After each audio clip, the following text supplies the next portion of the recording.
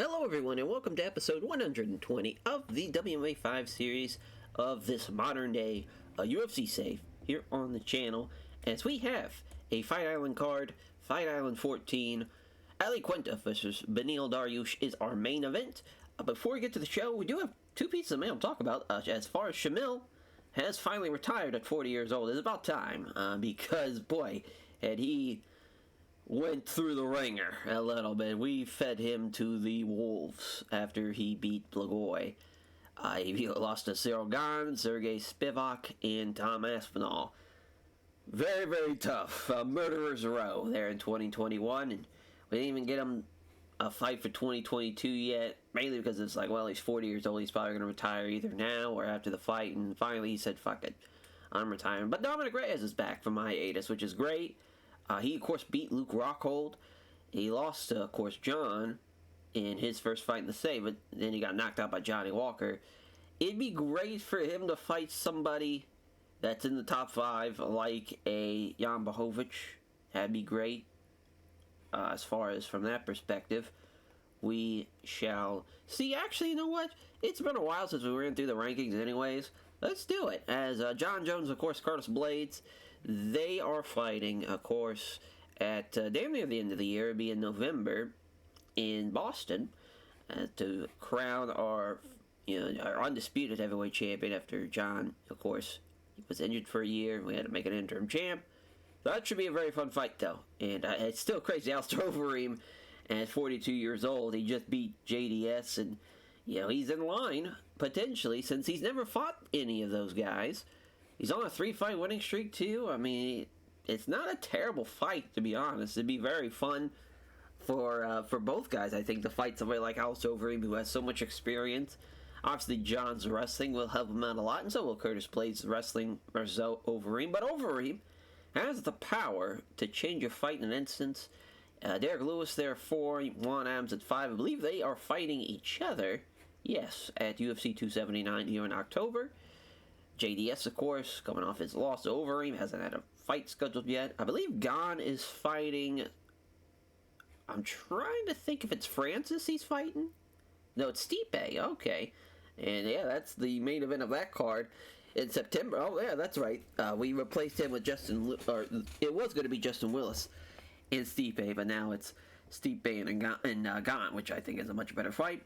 Anthony Johnson and Sergey Pavlovich is main eventing the next Fight Island card. That's after this. And Ngannou, he is fighting... Marcos Rogério de Lima. That's right. This fight is the Africa card. This is the... I believe we're going to be trying to run it in as far as Nigeria, but it might be somewhere else. Just wherever a big enough place would be, because I think we could have a lot of people there for a Francis fight. Justin Willis, we just booked his fight. He is fighting Adam Karish at the, I believe it's that same Fight Island card. That's Anthony Johnson, Sergey Pavlovich. We'll take a look. Yep, it's that one. Because, this is, okay, perfect. So, that's at Fight Island 15. Then, as far as, it's crazy, Chris Duakis is still in the top 15. He should not be. It should definitely be, either Marcos Rogério de Lima, Yair Rozenstruik, Muhammad Usman, or Tom Aspinall even. Or, honestly, Mika Favali deserves that spot too. I mean, any of these guys really deserve that spot over him. Or even Zumana, who is about to fight. I believe he is fighting Muhammad Usman. Yes, he is. And that is happening on that ABC card in West Africa as well. Some big-time heavyweight fights on that card. So, then there's Dominic Reyes, of course, back.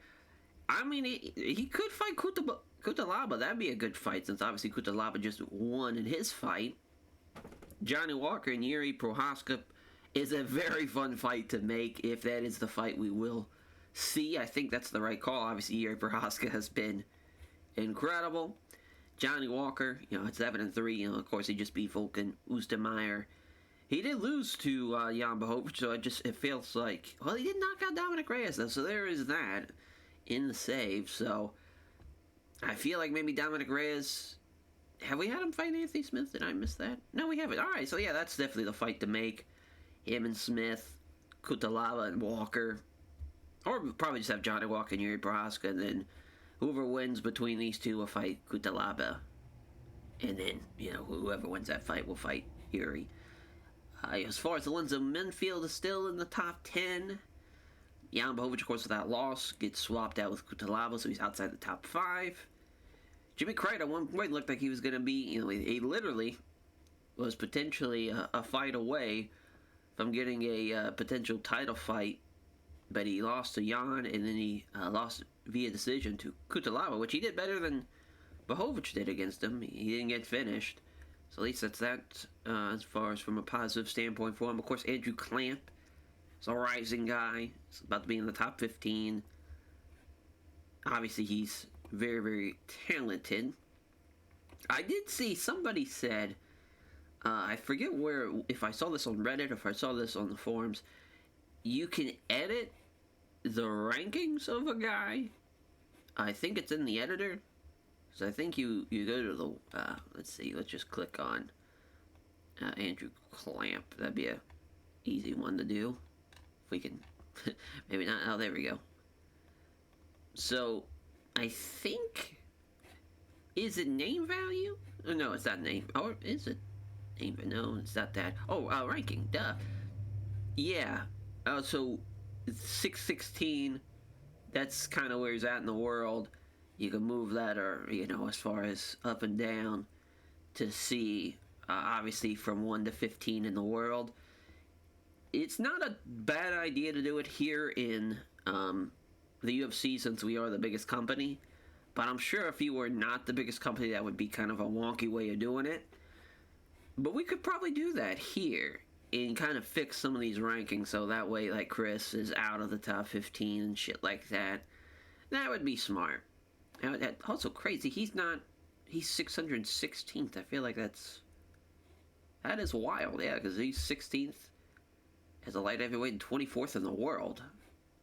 Wild shit. But yes, as far as that is pretty much the light heavyweight division. Yeah, Oleg Olenchev's been really solid as well. He just beat Luke Rockhold, so I mean that was a major win. Beat a guy outside the top 10.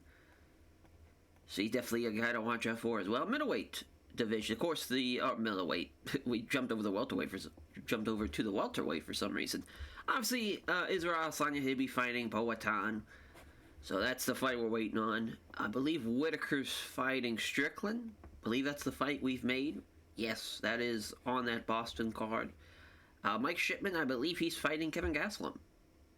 Oh no, he's Edmund Shabazian's fighting Kevin Gastelum. Is he fighting Marc-Andre Bourriat? Yes, he is. So he's fighting Powerbar there. My goodness, Ibrahim, though, he's 0-2 in his start. He has not been great by any means. Not sure who he will fight next. If it's someone like even... I think Vittori's fighting Heinzich. Oh, no, he's fighting ACJs. That's a huge fight, actually. Yeah, that's crazy. ACJs, yeah, still in the top 15. I didn't think he would be. So, yeah, he gets to fight a top 15 guy. That'd be huge for him. Obviously Brendan Lazar and Rodolfo Varela, guys to watch out for.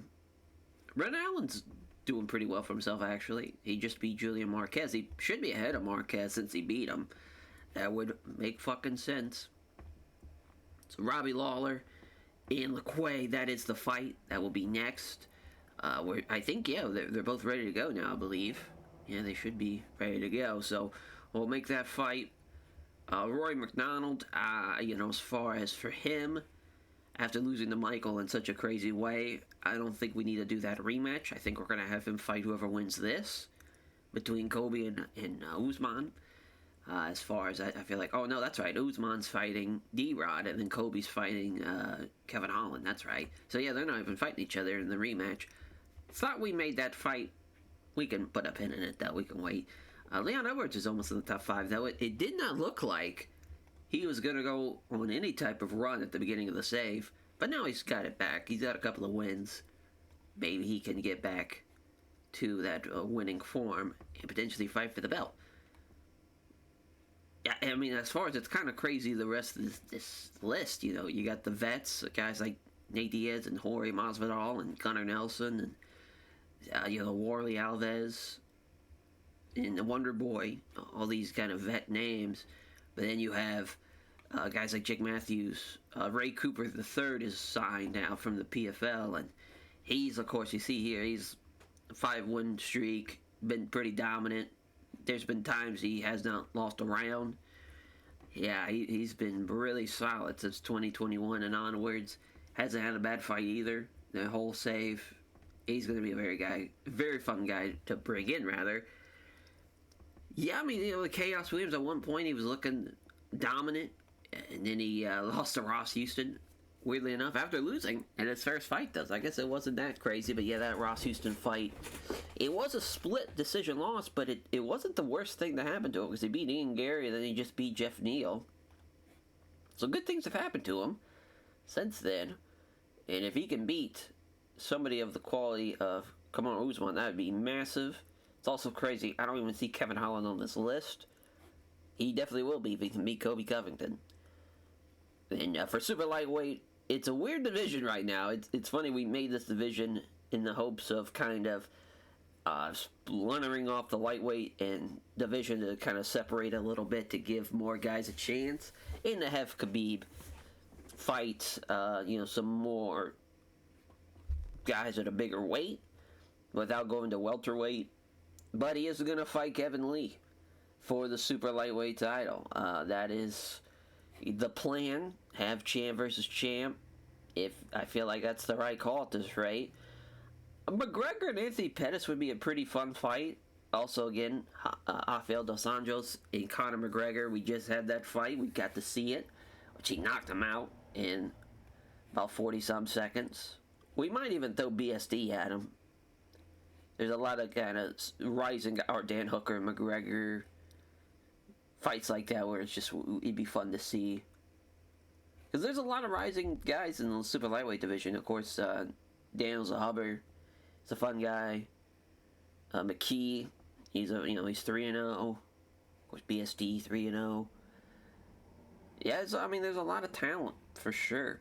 A lot of young talent, like looking to make a splash there at super lightweight. And for lightweight, of course, basically whoever wins that lightweight fight is fighting Tony. If it's Khabib, I don't mind a rematch. I mean, maybe it'd be a bad idea since it was only an average fight.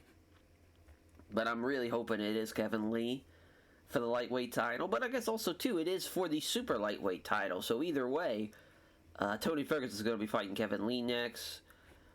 Iaquinta, of course, Beneil Dariush fighting tonight. So we'll see who wins that.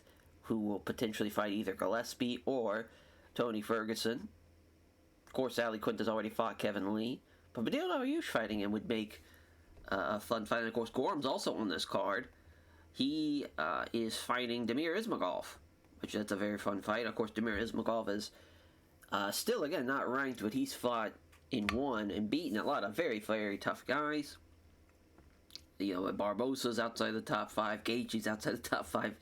Fucking Dustin Poirier's outside the top 10. Islam's 15th. There's so much talent in the lightweight division, of course.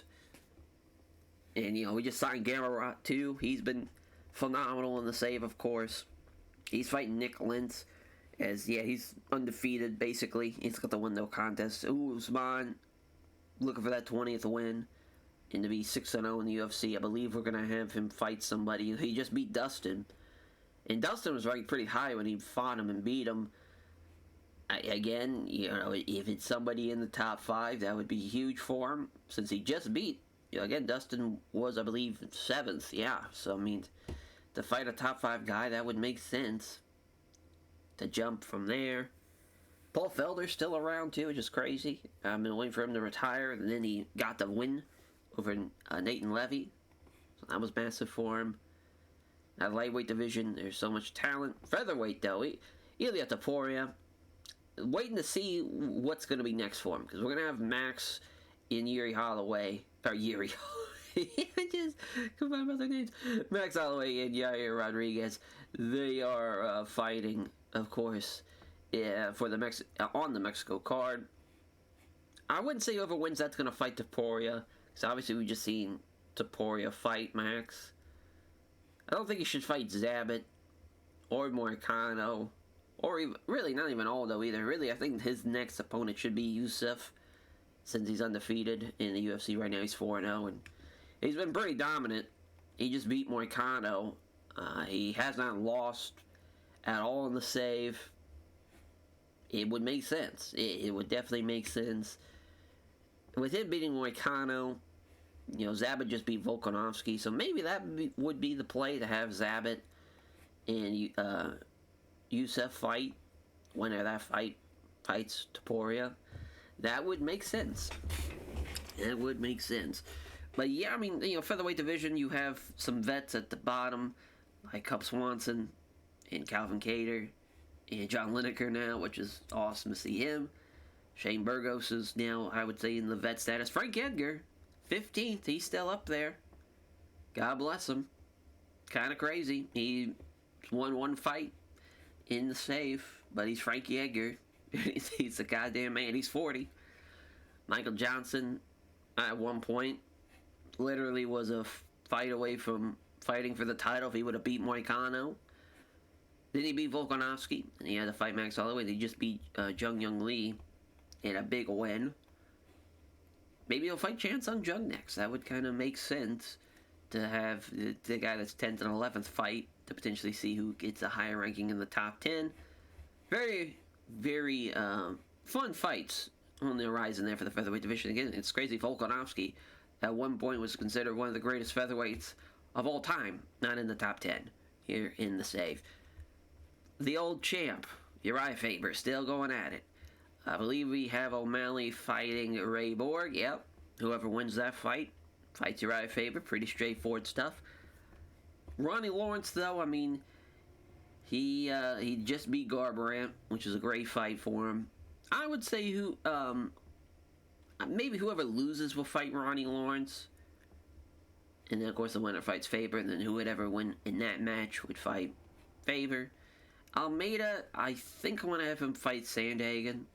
Because he's only beaten Ascunio and Pedro Munoz. He hasn't fought anybody that's in the top 10 even, let alone a top 5 guy. But I feel like that would make sense. Cejudo, I believe, is fighting Yanez, I believe.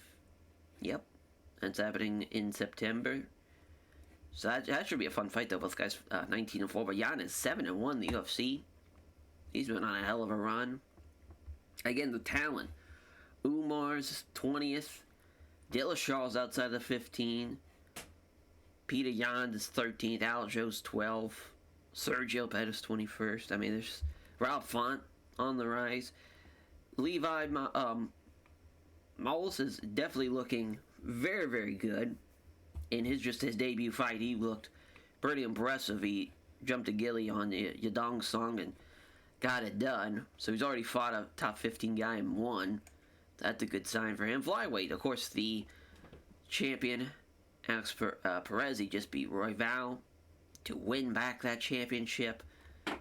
Him and Roy Val, they could have a trilogy at this rate. I know that it probably wouldn't be a good idea since he's finished him once. They just went the distance here, but just the fights they have, it's always good to great. It's a very fun time. It's crazy Jose Torres is ranked so high. He's supposed to fight Joseph Benavidez. He definitely is not going to be fighting someone like the champion Alex Perez very soon. Jair de Silva, I mean, he just beat Osmar Kurovov. He did get 50-45 to Alex Perez, so that's not a great sign. But maybe this time around, maybe something good will come of it. Who knows? Maybe the year off hurt him. Now that he's kind of back in the swing of things. Another crack at the champ. It's not the worst idea in the world. Yeah, Pantoja's 7th. It's crazy. Osmar Kurovov at one point was looking like he's about to run through the division. Now he's lost 3 in a row. Hard times for the former champ. Figgy's 10th. As far as Marcelo Dor is on the rise. CJ Vergara on the rise. 4-0. Yuki Ito 3-0. Malcolm Gordon at one point was looking really good. And then he lost 4 in a row. Not great. Not great at all. Then finished 3 of those 4 times. But again, they've been tough. Osmar Kurovov's a tough guy. Kai Kara-France, tough guy. He's not had any easy fights. That's for sure. And Tenshin Nasukawa as well. He's 2-0 in the UFC. He's been solid. He's got a great striking base. Some fun talent there in the flyweight. And then the women's side of things, Nunes and Macy Chiasson, I believe that is the fight that's happening in October. Yes, that's the co-main of that October card. So the women's featherweight title fight is scheduled and on the line there. As for Ladd, I believe we're going to have her fight Jocelyn Edwards when she's back to 100%, which I believe she now is. So yeah, we'll make that fight. Cause yeah, she beat Yana and she beat Irene Aldana. I mean, I guess we could give her Ketlen Vieira. We could, but I feel like it just wouldn't. Might as well just give Aspen Ladd Jocelyn Edwards now. I guess we could also give Ketlen Vieira that fight. She did beat, as far as Avila and Liana Joja, but it's tough. It's tough as far as regarding who should get that title fight, because I guess realistically we should have those two fight each other, but at the same time it'd be smart to get a title fight for Ladd sooner rather than later. Katharina Lanier, of course 10-4, but she's 2-0 in the UFC. Bea is 4-0. She's on the rise. Not a whole lot of bantamweights right now. You know, the women's side of things, we keep it pretty short because Invicta does such a good job of making sure girls are staying active while they're not ranked. Mandy Baum, she's probably going down to Invicta. It says she's 0-2, but she's 0-1, but I just got a bad feeling about her. Mainly because I just despise what she did in real life. Yeah, Yanin Wu is very solid. It's crazy. Shevchenko's not in the top 5. Blanchfield will probably fight the winner of course, Barber and Mackenzie Dern. Just seems like that makes sense. We'll probably have Lipsky and Mariah fight next. And then whoever wins that will probably fight the either winner or loser of Macy Barber and Dern and Blanchfield. That whole... Basically, this top 5 are going to be facing each other a whole lot in the upcoming time. Oh, we forgot the damn strawweights. There we go. Thug Rose, of course, is the champ. She is waiting after she just beat Miss Yan. She's still got about 2 months left of recovery time, which is crazy. So, basically, it's safe to assume she will not be defending her belt at the end of 2022. It will be probably the first quarter will be her next fight. According to Casey, it seems like it's going to be her, which is very crazy. She's on a 4-fight win streak. She's looked really good. She had the split decision win, though. I will say that. Maybe the split didn't help her. Maybe we give her Claudia Gadelha. That would make a lot of sense. Since she's fought Thug Rose, but she's lost, might as well give her another fight after she just beat Andrade. Of course, as far as Nong Stamp has been tremendous. She just beat Zhang Wei Li. She's definitely someone that could fight for the belt. And, of course, Luana and Casey, we could definitely rematch that since that one was a split. Tatiana Suarez, also, she's coming off a split decision win. And she, of course, she was in Invicta for 3 fights. After she lost her first 2 fights of the save, I was like, oh, let's, give her an Invicta fight, or 2 or 3 in this case, to kind of get her back into the swing of things. And she looked good, got a couple of big wins, might as well bring her back. And yeah, I mean, Denise Zambonaga 3-0. Of course, Joanna Jędrzejczyk is 13th, which is crazy. Zhang Wei Li, Jessica Andrade, kind of the vets of this division there at 11-14, besides Thug Rose. A lot of girls are just kind of getting their feet wet in the company, besides really those major 4. And then, obviously, Gadelha and Esparza and even Courtney Casey's a vet for sure. And Ronda Marcos.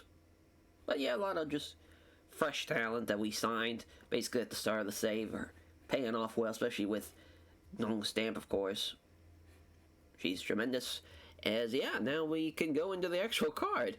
Fight Island 14, Iaquinta, Beneil Dariush, our main event, our co-main event. Super lightweight fight, Mansour Barnori? I believe is that how you pronounce that? Yeah, Barnori? Sure, we'll say it's that. Against Maxim Botorian, Justin Gaethje, and Alex Corgis, as that's, of course, a lightweight fight at 155. Figgy versus Azmat Maxim Divison Figueiredo, and Azmat Maxim at a flyweight fight in our heavyweight fight. Yair Rozenstruik on Maurice Green. The Pirate coming in at 265, a massive human being there. So as far as for Iaquinta and Dariush, similar records in the UFC and similar records overall. 18-7-1, 19-5-1, 13-6 in the UFC, and Dariush is 13-5-1. Crazy. I mean, as far as for Dariush, I think he's got the tools to make a difference, but just Iaquinta's a great wrestler. The thing is, Dariush at 33, he's very young for how old he looks. As far as he definitely looks older than he is. He's only lost once in his last 6 fights, and it was to the champ, the future champ at that point, but it was the champ nonetheless in the first fight in the save. He knocked out Charles Oliveira, and remember he got him in a clinch, knocked him out, he choked out Marabek Tasmanov. That was his only fight in 2021, so now he's back in 2022, fighting here in September.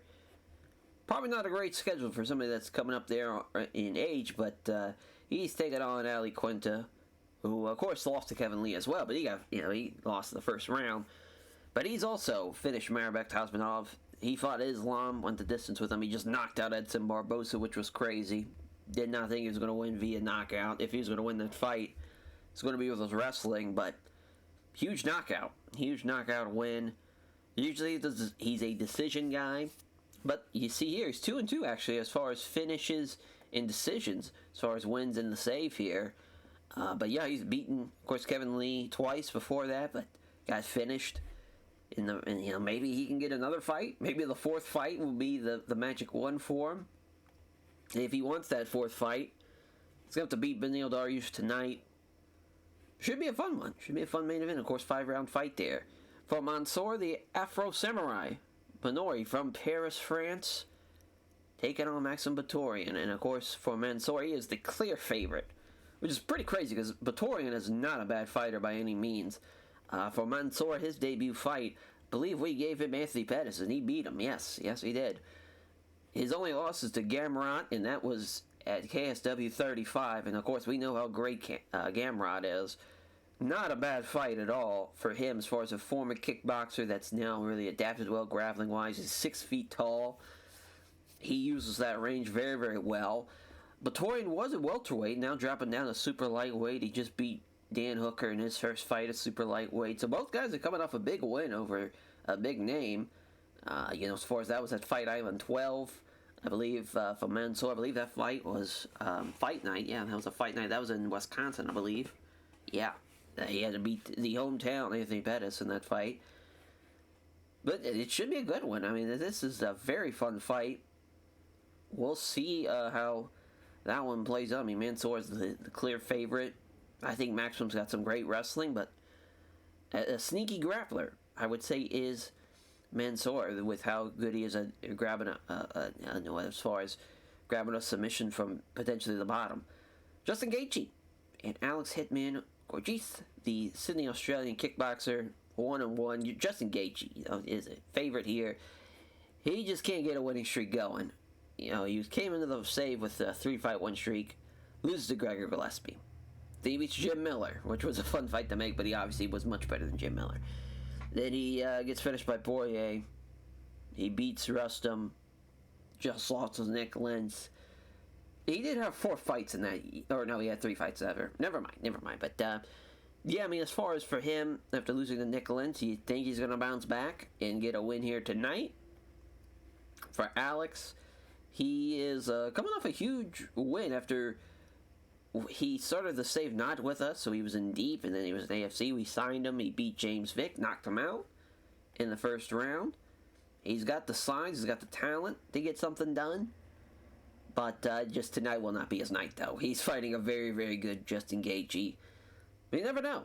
An upset could happen. As for Davison Figueiredo, as far as Figgy, taking on the undefeated Azat Maxim, the Kazakhstan flyweight, who is the underdog in this fight, though. So we might see that 0 go away tonight.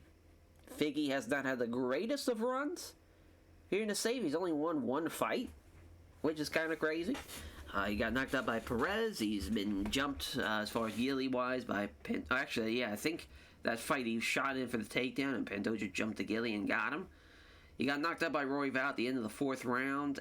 Just tough things. Tough things have happened for him, but he hasn't had a bad fight. He won't. Figgy's the man.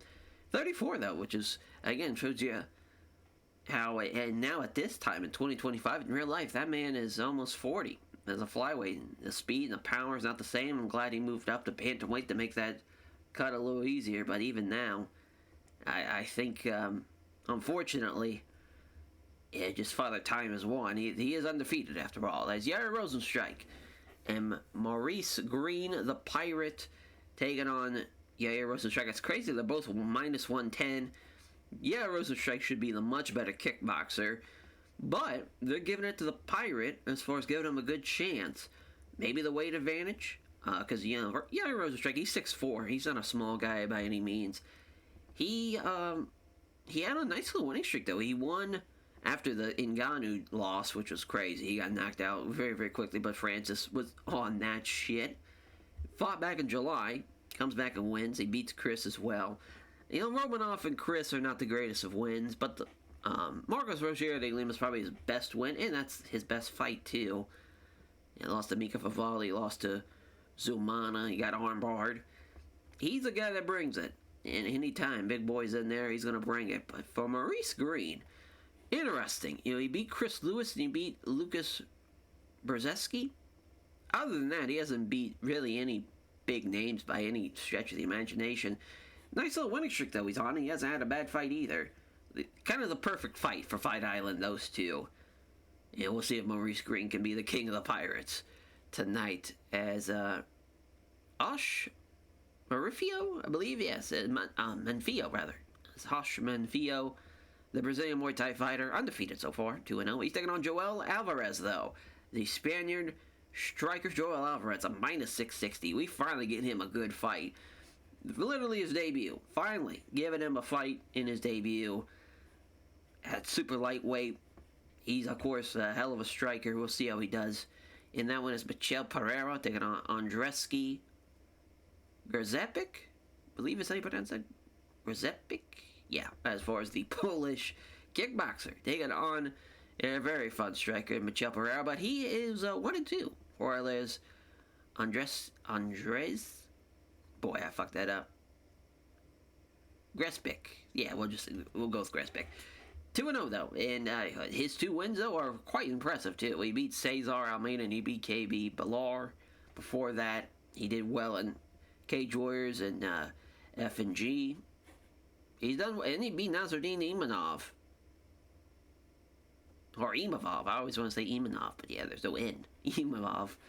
That's a huge win. And especially to get it right at the end of the fight, too. A rear naked choke. Huge win. And he's very, very talented. But both guys, minus 110. That's a very fun fight again. On that prelim, Alexar Komor against Isi Fidikifu. I always fuck that up. Fidikifu? Yeah, Fidikifu. There we go. Fidikifu. Both guys 7-2. 2-1 is Fidikifu, and then Komor is 2-2. Komor is the favorite, which is kind of wild, considering he did beat Shamal Gamzatov, and then he also just beat Jamal Hill, which was also impressive. That was maybe not just beat. That was 3 years ago now, but as far as for EC, he beat Olberg, which was crazy. Knocked him out. He just beat Dolce as well. He finished him. He got knocked out by Gokhan Saki, though, but a guy that's not going to have a bad fight. His style is too awesome to have a bad fight. Don't think he's going to have a bad one here either. And another fun fight.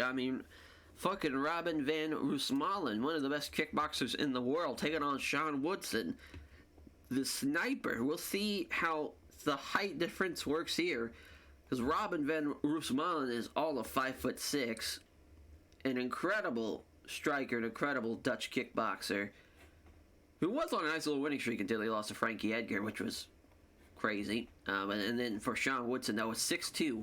5'6" versus 6'2" is crazy. He just lost to Luis Pena, though. He got beat up pretty bad, and that was in 2020, so he's had a long layover. I think that's not going to help him out tonight. I think Robin's going to get the win, because he's been the fresher fighter. And then for Trey Sean Gore and Torbjorn Madsen. course, for Torborn, he was going to be a part of that tough class that Tresean Gore was in. Wasn't able to do it because he got injured right before he got signed. He just lost to Petrosian in his last fight. Just a tough go of it. Tough go of it has been Tresean Gore.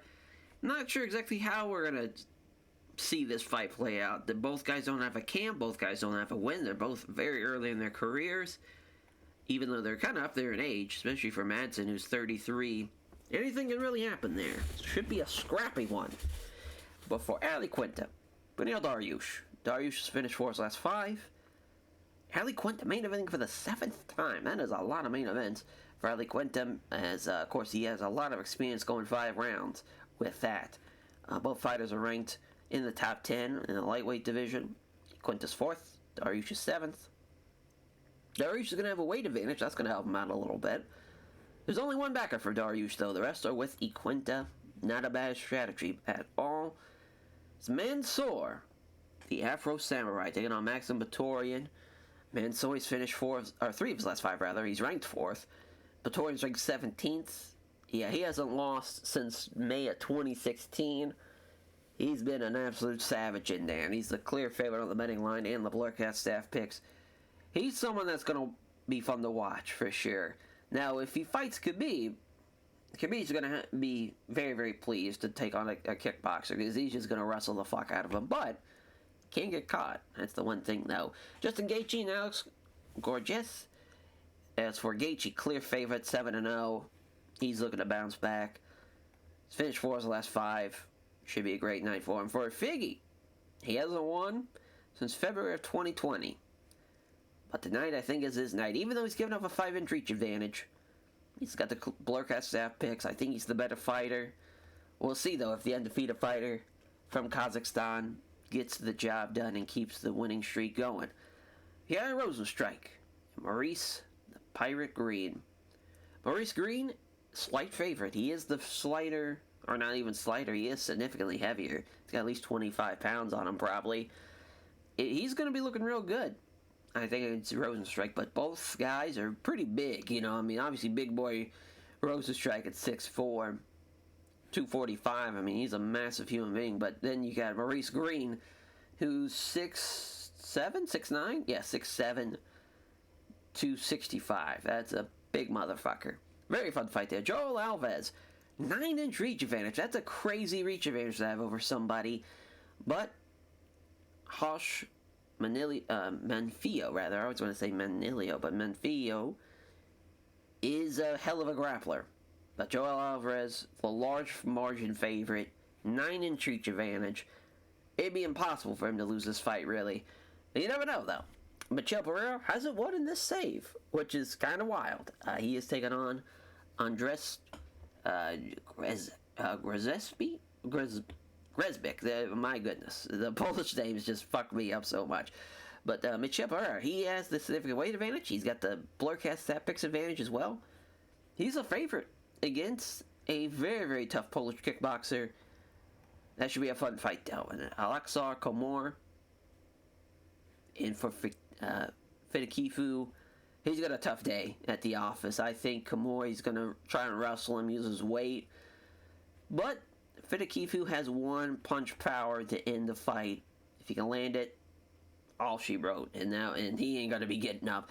Sean Woodson, of course, this 9-inch reach advantage over the 5'6" Glory kickboxer. Woodson hasn't won in this save, but he's only had one fight, so you can't really hold that against him. A crazy reach advantage for him. And then for Torborn Madsen, he also has a crazy reach advantage. 5-inch reach advantage over Tresean Gore, because, I mean, he is kind of big for middleweight. He's 6'1", but, like, Tresean Gore is not relatively tiny. Yeah, he's only 6 feet. He's 6 feet. You know, it's only a 1-inch difference in height, but a 5-inch difference in reach. We'll see if Torborn can get it done. And, of course, both guys looking to get that first UFC win. Josh Rosenthal, the referee, and here we go.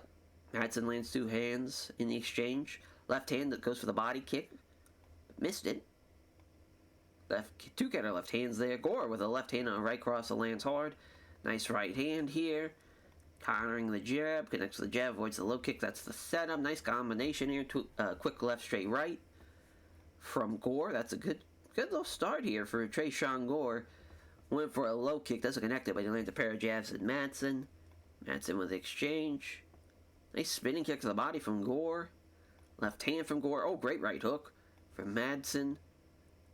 Left hook to the side of the body now. There's a jab that's off target, but Madsen hits the leg kick. Two counter left hands from Madsen, and now Trayshawn Gore with a crunching right hook. Nice right hooks from both men now at the end of the round. Close round. They gave it to Gore. I don't blame them. I mean, that was a very, very close round.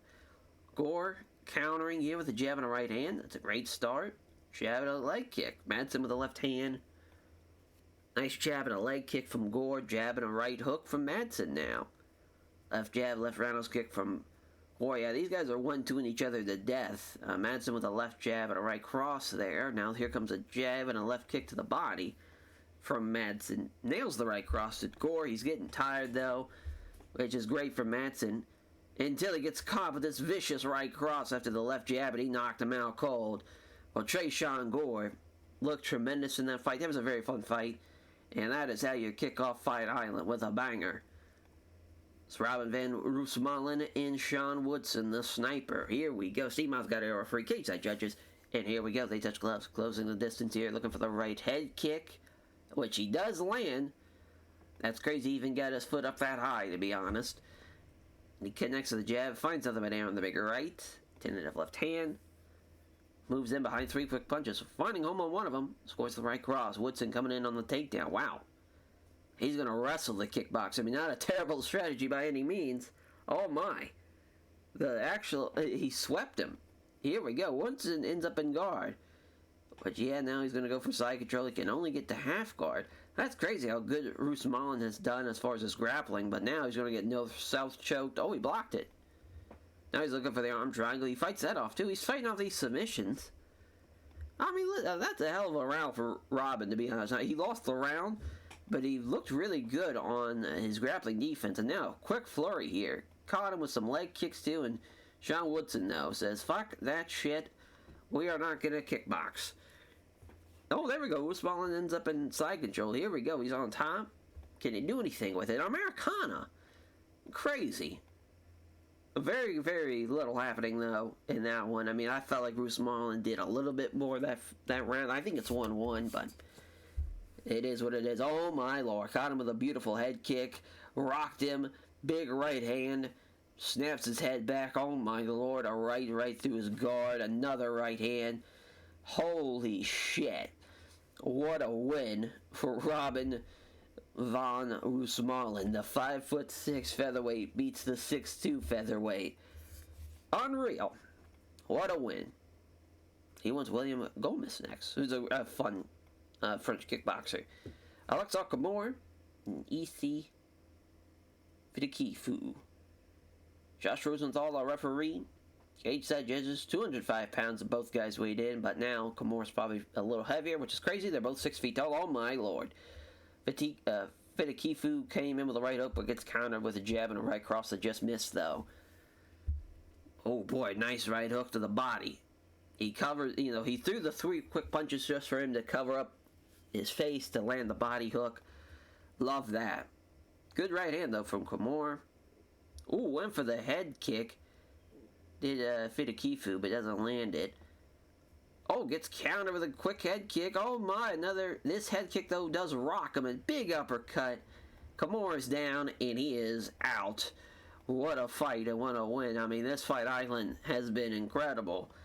Stand Strong Boxing gets it done for his camp, and man, I mean, he's phenomenal. Of course, when working at Stand Strong Boxing and working with, maybe Robert Whitaker potentially, that's going to help you out tremendously. Our next fight, though, Michel Pereira and Andres Grzepic. Here we go. As Michel Pereira is fighting a little heavier than that 185, which is kind of crazy. Left hook from Grzepic. Nice flurry here. Oh, he misses out on the right hook, though, after the sudden flurry from Pereira.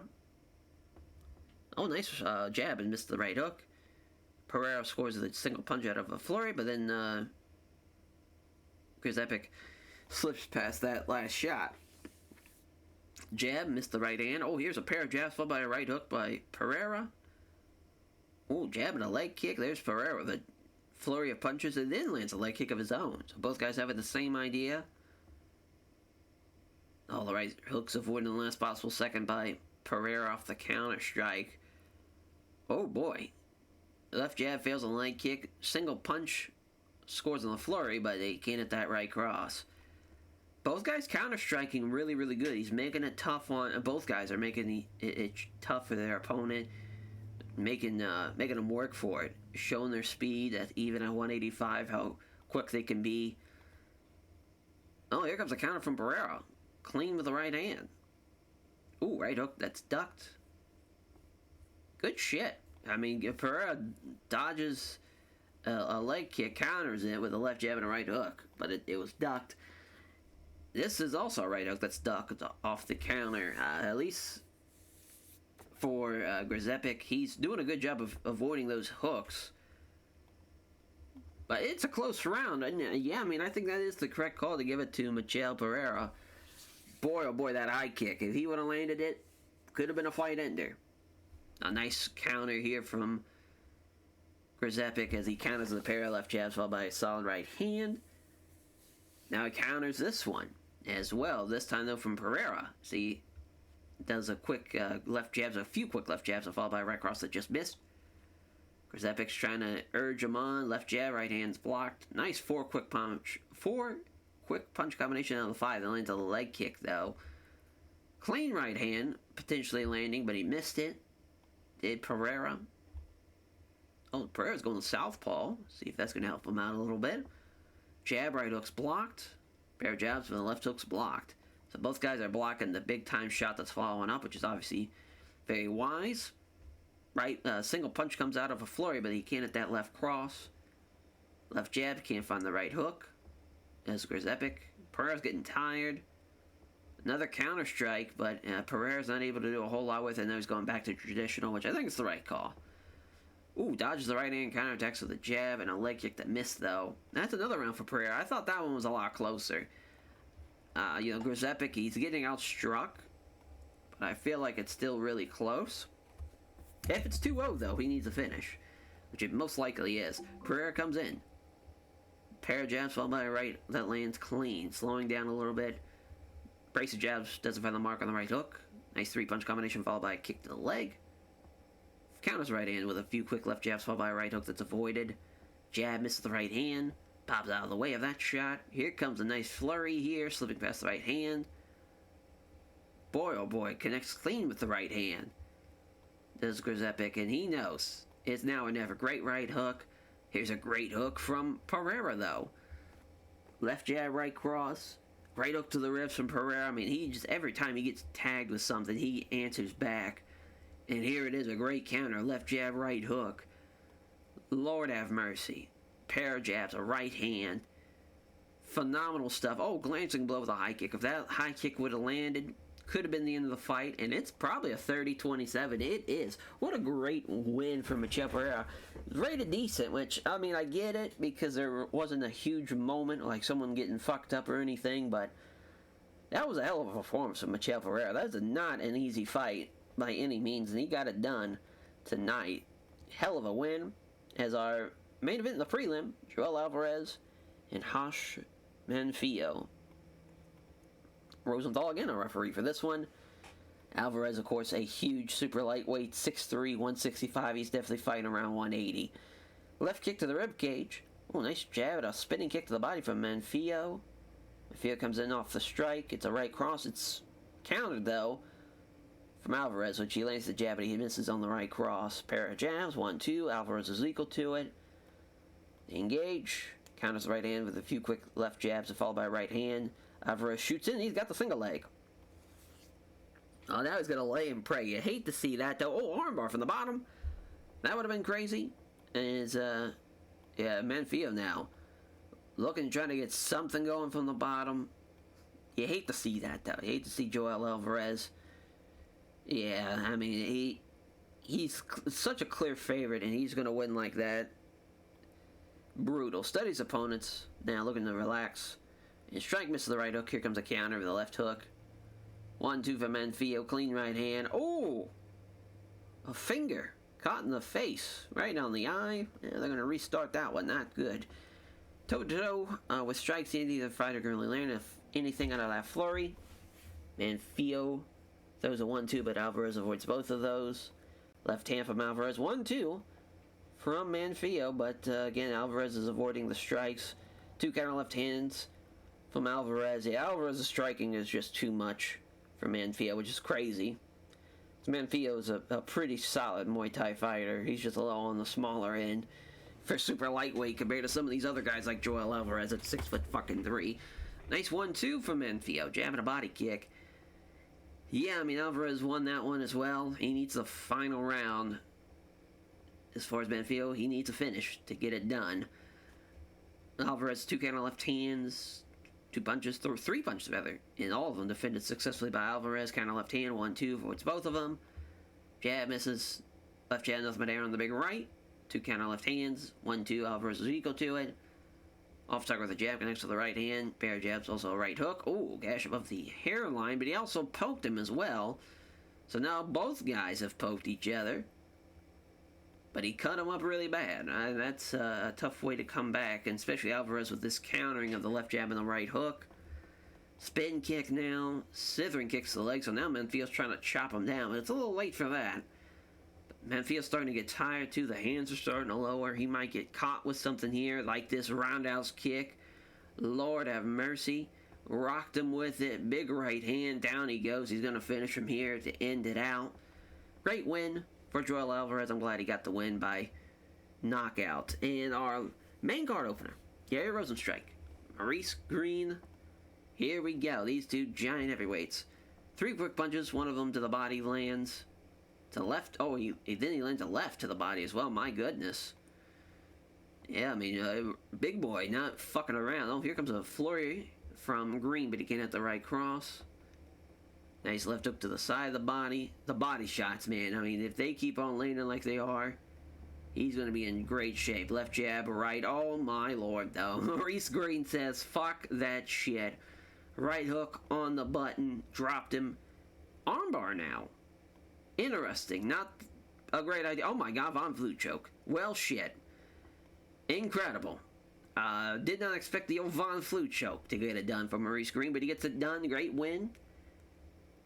Hell yeah, what a fucking fight for him. I mean, that was awesome. Von Flute choke after dropping him. And we'll see how the Kazakhstan native does. The undefeated Azat Maxim taking on Davison Figueiredo as Figgy now with the left-hand exchange. Oh, here comes a right cross that lands hard from Maxim, and now he's looking for a left jab and a beautiful straight right here from Maxim. Again, he's looking like the better fighter striking-wise. Parries away the right head kick and counters with a left jab, but the right cross missed. Left hook from Figgy. Oh, my Lord. Clean 1-2 here. Powerful straight right. Knocked him out cold. Holy shit. Asat Maxim, 17-0. Gets it done quickly as the underdog as well. Hell of a win. Rosenthal again is our referee for this one as Gaethje and Alex battle it out. Misses the right hand after landing a left jab to Alex. Now there's 3 quick punches. 2 of them fail, but he lands on the hook to the body. Ooh, nice counter here as Alex misses, and here comes a sequence followed by sequence of jabs followed by a quick kick to the lead leg. Gaethje doing a good job counter-striking, missing both those strikes, and now he's going to hit him. Oh, never mind. Alex is the one who comes in with the left jab after the counter-strike, but he missed the big right hand, though. O'Connor with a great right hook. Alex doing a good job. Jabbing a leg kick. He's definitely not being intimidated by Gaethje, and yeah, he's bringing it. Single punch out of a flurry, then lands a left hook to the side of the body. Oh, nice boxing here from Gaethje. 4 quick punches followed by a right cross. Oh, boy. Rocked him with that shot in combination. And not enough damage on that follow-up right hand. He's going to survive, is Alex. But, oh, my Lord. A jab and a head kick that does damage. Gaethje's in trouble now. He's going for the Muay Thai clinch. Oh, my. He caught him, though, of getting out of that predicament. And now, another head kick about lands. This time, though, from Gaethje. That would have been crazy if he would have followed it up. And here's a right cross. Hell of a first round Both guys rocking each other. Here we go. Alex with a nice right hook off a flurry. Quick punch. 2 quick punches. Fails the leg kick, though, from Gaethje. Left jab from Gaethje, misses on the right hook to the ribs. Bobbing out of the way into the pocket is Alex now, and Alex misses. Here comes Gaethje with a counter strike, but he missed the big right cross off the counter. Gaethje's really doing a good job counter striking here. I think after he got rocked, I think it woke him up a little bit, and he's like, oh wow, this guy is still very dangerous. I gotta not go crazy. But, I mean, right now, he's still in control. Gaethje with a nice low kick. Oh, doesn't connect on a low kick, rather. He lands the quick punch. Clean with the right hand. Does Alex land? Try to get in close, but Alex is pushing the fight. Oh, my lord. 1, 2. Alex with a vicious right cross. He knocks him down. Gaethje hangs on, though. So it's 10-9, both men with a round. Comes down to this, our final round. And Alex has got some great momentum coming into this last round. He dropped him. Couldn't finish him, though, and now it's a great counter, the right cross. Counter left hand from Gaethje. Caught him with a feint. I thought Alex was going to make him capitalize after he caught him with the feint. But a great right hook. Oh, my lord. Right hook right on the jaw. Gonna go to mount. Can't find it, though. Unreal that he's not going to probably finish him. Oh, armbar. Never mind. Gaethje fights it off. And yeah, Alex gets it done. Wins the second and third round. Comes back and beats Justin Gaethje. Poor Justin. Shockingly upsetted tonight by the Hitman. Australian top team, though. What a great win for him. Alex Corgese. I mean, that's a huge, huge win. Cannot stress that enough. Mansoor Benori taking on Maxim Batorian. Mark out our referee. Yeah, Batorian, I mean, obviously at 6 foot 165, he's definitely going to be a little bigger now. He's probably fighting. Oh, actually, it's Batorian. That's coming in a little heavier. That's going to help him out a lot, actually, wrestling-wise. Yeah, as far as Mansoor being the initiative, being the one that starts the initiative, rather, and now he's pressuring him, 2 left hands off the counter. Caught him with the right hand to the body after the left. Hits him. Counter jab from Batorian. Yeah, Batorian's trying for it. He gets this takedowns. There we go. Can't get free of the guard, though. Yeah, I mean, Batorian's doing a good job of keeping his strength to what is going to win this fight. Wrestling, keeping it close. Now he's going to get side control. Going to go for mount. Gives up his back. That would have been massive if he would have got the hooks in at the end. But yeah, obviously, heavy underdog. Looking great early on. Caught with a leg kick, though. Jab and a right. Jabs wide, scores to the right to the body. Oh, here he goes, Batorian. Got another takedown. Trying to pass. Scramble. And now Mansoor's turtled up. Oh my, rear naked choke. That would have been crazy. Looking to flatten him out. It's too high. So he shoots under, and now it's a scramble. Holy shit. Mansoor's on top. Trying to get something going. Now they're just going to press up against the cage here. They're probably going to walk each other up. Trying to stand is Batorian, but Mansoor making sure that's not happening. I mean, that was a crazy round. A very close one. They're going to give it to Batorian. I would like to think just off of excitement level, it can be 1-1 going into this final round. But again, Batorian has done really well. Oh my, left jab and a right hand. There we go. He's starting to light him up. Nice right hook to the ribs. But Batorian, he sensed the danger. Said, fuck that. We are going down to the mat. And Batorian, I mean, he's going to win this fight. He's looking like he's going to be the winner. They didn't stand him up long or quick enough. And yeah, I mean, he fucking did his thing. Yeah, that's exactly how you got to get it done as a wrestler against a great kickboxer. Once the strikes are starting to land, take that motherfucker down. What a huge win. It's our main event. Iaquinta, Beneil Dariush. Will we go 5 rounds tonight? We shall see. And yeah, Beneil Dariush probably fighting around 165. Maybe even 170. Dariush misses the right jab. Lands the right kick to the ribcage, though.